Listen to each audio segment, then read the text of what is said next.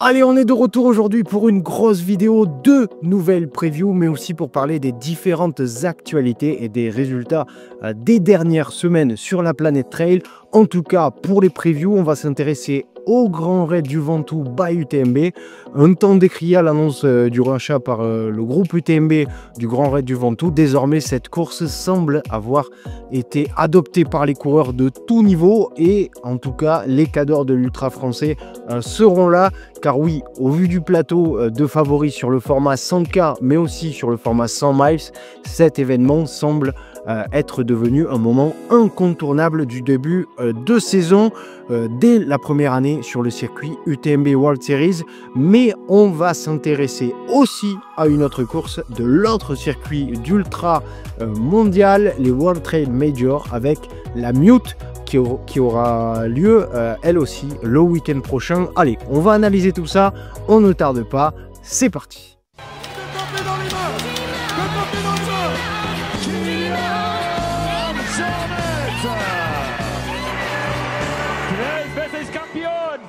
Yes, alors commençons par la course qui personnellement va beaucoup m'intéresser et comme à chaque fois, avant tout, on va revenir sur l'histoire de cette course. Le Grand Raid du Ventoux, eh ben, il existe depuis bientôt 30 ans et il est organisé depuis une dizaine d'années par l'association Team Sport 84.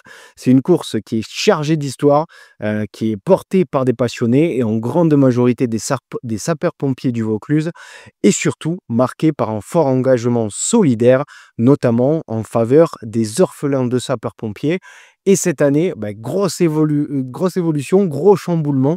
Le Grand Raid du Ventoux entre dans la cour des grands en intégrant officiellement le circuit UTMB World Series. C'est le sixième événement français à rejoindre le circuit mondial des UTMB World Series. Et franchement, ça va clairement faire monter l'événement d'un cran, forcément, avec des gros noms qui vont être au rendez-vous. Les courses ont lieu ce week-end du 25 au 27 avril 2025 avec 4 formats au programme, donc un 20K, un 50K, un 100K et surtout un 100 miles qui, entre parenthèses, est le seul format 100 miles de la région.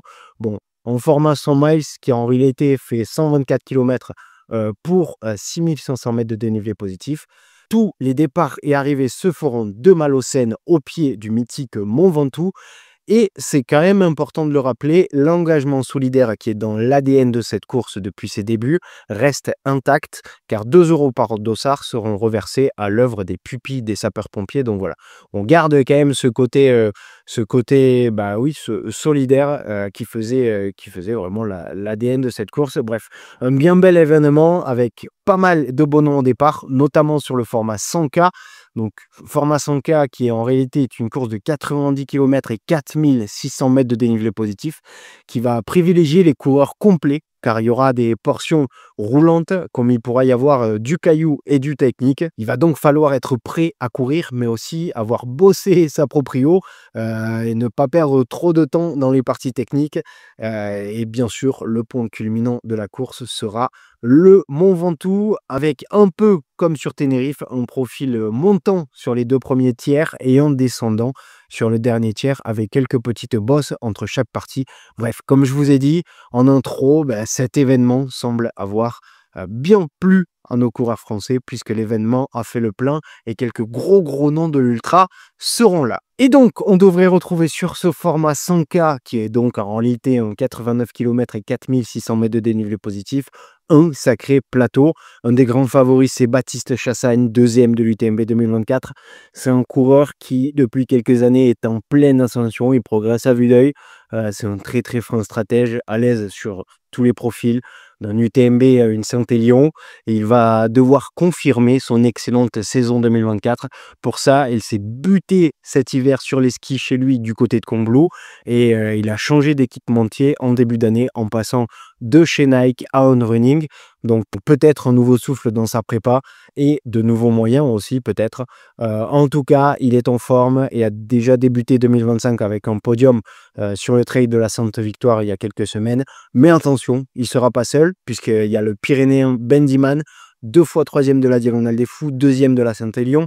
Il est costaud, endurant, aime les terrains difficiles, mais aussi quand c'est rapide. C'est un véritable couteau suisse. Cet hiver, il a lui aussi beaucoup passé de temps sur les skis avec plus de 100 000 mètres de dénivelé à Valais, mais aussi en sub 30 sur 10 km. Voilà, il est en pleine forme. Il va être redoutable sur ce format de course. Je le vois bien faire très très mal samedi.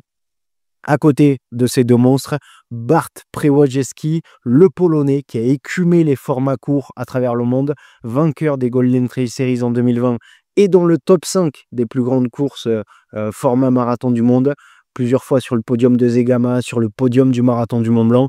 Bref, c'est un rapide, voire très très rapide. C'est un ancien pistard, donc il devrait partir sur un rythme assez soutenu. Mais attention, car vous l'aurez compris, samedi, ça va être son premier ultra, certainement en vue de prendre une qualif pour une CCC en 2026. Donc il va découvrir les longues distances. Donc voilà, je sais pas trop quoi en penser. Je suis curieux de voir la stratégie qu'il va adopter. Et si peut-être aussi performant sur ultra que sur du court.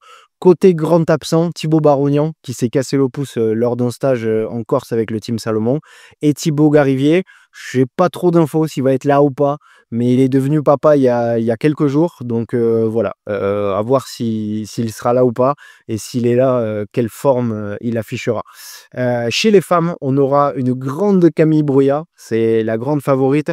Elle revient d'une période assez difficile entre blessure et remise en question, mais elle est bien de retour. Elle a tout de même un CV qui est impressionnant. Deuxième de l'UTMB en 2021, deuxième de la Diagonale des Fous en 2023 et encore deuxième à la Hard Rock l'année dernière. C'est une athlète ultra complète, solide mentalement et qui connaît bien les grands rendez-vous. Elle a décidé de prendre le départ du 90 un peu sur un coup de tête après un bon stage en Corse avec le Team Salomon. C'est une course qui est proche de chez elle, donc elle veut se faire plaisir sans pression, mais attention quand même, le sans pression, Camille risque de faire très très mal et pourquoi pas aller chercher une belle place au scratch. Sur le format 100 miles, donc de 124 km et 6500 mètres de dénivelé, tous les yeux seront braqués sur Ludovic Pombray. À 49 ans, le mec est toujours au top. En 2024, il a encore prouvé qu'il n'était pas là pour rigoler en remportant la Hard Rock 100 avec un record à la clé.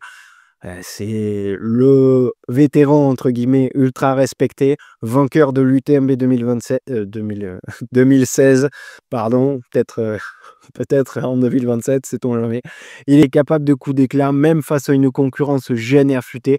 Mais attention, il devra se méfier de deux sérieux clients. Andy Simon, le Britannique, 11e de l'UTMB en 2022 et vainqueur de Weichsrubel l'année suivante, mais aussi un Mathieu Simon à qui le format devrait très bien plaire. Il sait être rapide et il est excellent sur les formats plutôt longs et roulants. On se rappelle bien sûr de sa 3e place au Templier. C'était en 2022 ou 23, 2022 je crois, derrière Jim et Seb Speller. Bref, ça risque d'aller très très vite et Monsieur Pombray risque de faire le Pac-Man après la mi-course. Et attention au départ aussi, on retrouvera Alexandre Bouchex, plus connu sous le nom de Casquette Verte, le phénomène de la planète trail qui, mine de rien, est ultra régulier et toujours présent sur les courses clés. Et c'est pas fini, puisque sur les autres formats aussi, c'est trail spectacle. D'autres gros noms comme Thomas Cardin ou Marie Goncalves seront aussi là. Bref, vous l'aurez compris, cette première édition du Grand Raid du Ventoux by UTMB s'annonce comme un vrai choc de titan. On a hâte de voir ça et on sent que ça va envoyer du lourd dans les cailloux du Ventoux. Et donc, place aux dernières actus chaudes avant de passer à la rapide preview de la mi-août. Et ce week-end, on a eu le plaisir de voir une énorme bagarre sur la Sky Race des Mathésins. Comme tous les ans, il y avait un sacré plateau de spécialistes français, mais cette année encore plus que les autres années, je trouve. Et au final, après une sacrée bagarre dans la descente et des conditions qui n'étaient pas faciles du tout sur les hauteurs et sur les crêtes, surtout dans la descente, ça n'avait pas l'air simple du tout, et puis ça s'est bagarré assez fort. Ça avait l'air assez casse-gueule aussi. Et à ce petit jeu, c'est le spécialiste du ski alpi italien Alex Oberbaché qui s'est imposé en 2h25 pour avaler les 25 kills et 2000 mètres de dénivelé dans des conditions assez dantesques sur les hauteurs, comme je vous ai dit. C'est très, très costaud. Il fallait être très fort de toute façon, puisque le top 5 masculin n'est constitué que de spécialistes du skyrunning, et Dieu sait qu'il y avait du niveau. Si vous avez le temps, allez voir le classement par curiosité et descendez un peu, vous devrez trouver des noms qui vous sont familiers à des places assez lointaines, preuve de la difficulté de la course et du niveau qui était proposé ce week-end. Chez les filles, c'est Lucille Germont qui s'impose devant Julie Roux en 2h51 avec pas mal d'avance. Ça monte son niveau sur ses cours de skyrunning sur lesquels elle évolue depuis l'an passé. Elle a affiché un très très gros niveau le week-end dernier. Peut-être que sa signature chez Normal cet hiver y est pour quelque chose. Des fois, le renouveau, ça peut vous donner un nouvel élan et débloquer quelque chose chez vous. Bref, on verra. On va suivre la suite de la saison de Lucille Germain avec grande attention. Et on continue dans les actus. Et on a vu aussi la première manche de l'année sur les Golden Trail Series. Et sans surprise sur ce format rapide au Japon, à Kobe, c'est le Kenyan Patrick Kipengemo qui s'est imposé devant son compatriote Philémon Kiriago. Théo Bourgeois, premier français, termine 7e. Chez les filles, on a eu droit à une sacrée bagarre entre Sarah Alonso et Madalena Florea. Et c'est finalement l'Espagnole du Team ASICS qui s'impose. Elle revient au premier plan après quelques années de galère et de blessures. Et enfin, dernière actu dont je voulais vous parler, c'est le Marathon des Sables, avec, comme presque chaque année, la victoire de Rachid El Morabiti. Il me semble que c'est ça. Il y a plus de 10 victoires maintenant sur cet événement, donc ça doit être la 11e. Mais surtout, celle qui a été incroyable, c'est Marilyn Nakache, 4e au général. À la fin de la 6e étape dans le désert sur ce Marathon des Sables. Une première, puisque c'est la première fois qu'une athlète féminine se hisse dans le top 10. Et là, 4e, c'est monstrueux. D'autant que le chrono est pas dégueu. 23h57 au cumul des 6 étapes, à seulement 3 petites heures de Rachid El Morabiti. Quelle championne! Bravo, madame! Enfin, pour terminer, passons à la preview de l'autre gros morceau du week-end, la Mute Madeira, un classique du calendrier de début de saison qui a vu passer les plus grands noms de la discipline et qui fait partie du circuit mondial des World Trail Major, mais qui sera également qualificatif pour la loterie de la Western State 2026. Et donc, nous allons nous intéresser ici au format le plus long, un format de 118 km et 6700 mètres de dénivelé positif, un parcours complètement modifié, et cela dû au terrible incendie qui avait ravagé l'île de Madère en août 2024. 5000 hectares avaient été complètement détruits, dont des chemins que traverse cet ultra depuis plus de 15 ans. Et après longue réflexion sur le maintien ou non de l'événement, les organisateurs, ils ont décidé de revoir tout le parcours. La course traversera donc toujours l'île, mais en empruntant des chemins inédits. Les 3/4 du parcours a été modifié. Je vous mets la carte, et en rouge, vous pouvez voir le nouveau tracé comparé à l'ancien qui est en gris. Voilà, donc on a un tout nouveau tracé, mais toujours aussi exigeant, avec un ratio de cochon et un plateau de favoris XXL. Et d'ailleurs, les favoris et même favorites, puisque on va commencer par les dames, on devrait avoir droit à un duel XXL entre Katy Scheid et Katharina Hartmut. Les deux préparent la Hard Rock, se sont donc donné rendez-vous sur Madère pour un premier duel avant l'heure. Bien sûr, Katy est archi favorite après son année 2024 exceptionnelle, vainqueur de la Western et de l'UTMB avec le record de la course. Elle pourrait même aller chercher une sacrée place au scratch. Toutefois, attention à l'Allemande qui excelle sur les sentiers techniques et les gros ratios kilomètres dénivelés. Bref, une belle course en perspective chez les filles. Et chez les garçons, alors, eh ben, là aussi, il y a quand même du beau monde. Germain Granger, bien sûr, qui est sur l'île avec Katie et qui n'est pas venu en touriste. Ils viennent tous les deux de rechanger d'équipementier en revenant chez On Running. À ses côtés, il devrait retrouver les habitués de l'île, le Roumain Raoul Boutassi et le Portugais Miguel Arsenio, mais aussi Jean-Philippe Tchoumi qui est inscrit. On va voir s'il sort au départ. Je n'ai pas trop trouvé d'infos là-dessus. Il avait déjà été absent en 2024, mais cette année, espérons qu'il soit au départ. Tous les feux semblent être ouverts.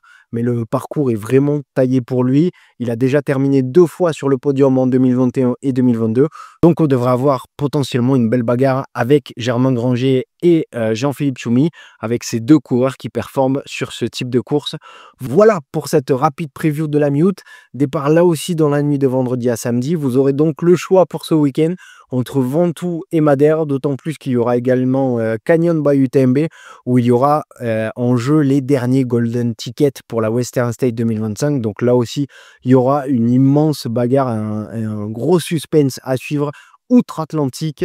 C'en est tout pour cette vidéo actu et preview. Une nouvelle fois, on va se régaler. Et oui, j'ai pas précisé, mais cette fois, il ne devrait pas y avoir de live ni de retransmission sur UTMB Live pour le Ventoux. Il faudra suivre le live chrono sur Live Trail et être connecté sur les réseaux pour avoir toutes les dernières petites actualités fraîches chez les uns et chez les autres.